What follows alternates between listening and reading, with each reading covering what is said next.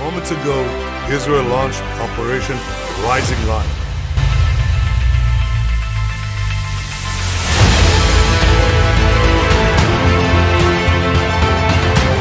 Middle East میں دو بڑے دشمن ایران اور اسرائیل آمنے سامنے ہیں۔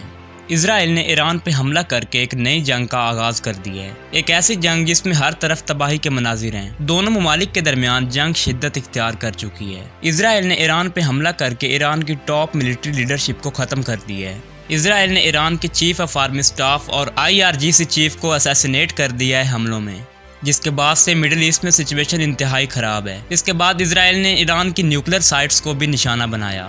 اسرائیل کے مطابق اس نے ایران کو ایٹمی ہتھیار بنانے سے روکنے کے لیے یہ اٹیک کیا۔ اسرائیل کے اکارڈنگ ایران چند ہی دنوں میں 9 ایٹم بم بنانے کی صلاحیت رکھتا ہے۔ اسرائیل کی طرف سے ایران کی ٹاپ لیڈرشپ کو نشانہ بنانے اور نیوکلیر سائٹس کو نشانہ بنانے کے بعد سے ایران نے ریٹیلیٹری سٹرائکس کی ہیں اسرائیل پہ۔ ایران اب تک اسرائیل پہ 7 دفعہ میزائلز لانچ کر چکا ہے۔ ایران کے اسرائیل پہ حملوں کے بعد سے تل ابیب میں تباہی دیکھی گئی۔ تل ابیب میں غازہ جیسے مناظر دیکھنے کو ملے۔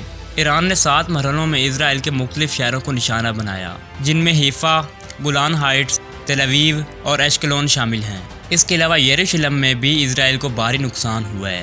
ایران کی ریٹیلیٹری سٹرائکس میں اب تک 20 افراد کی موت ہو چکی ہے، جبکہ 250 سے زائد زخمی ہیں۔ یہ اسرائیل پر ایران کا اب تک کا سب سے بڑا حملہ ہے۔ ایران نے اس حملے میں خیبر شکن میزائل کا استعمال کیا۔ اس کے علاوہ ہائپر سونک اور کروز میزائلز کا استعمال کیا گیا۔ اس کے علاوہ ایران نے کئی ڈرونز بھی داغے ہیں اسرائیل کی طرف۔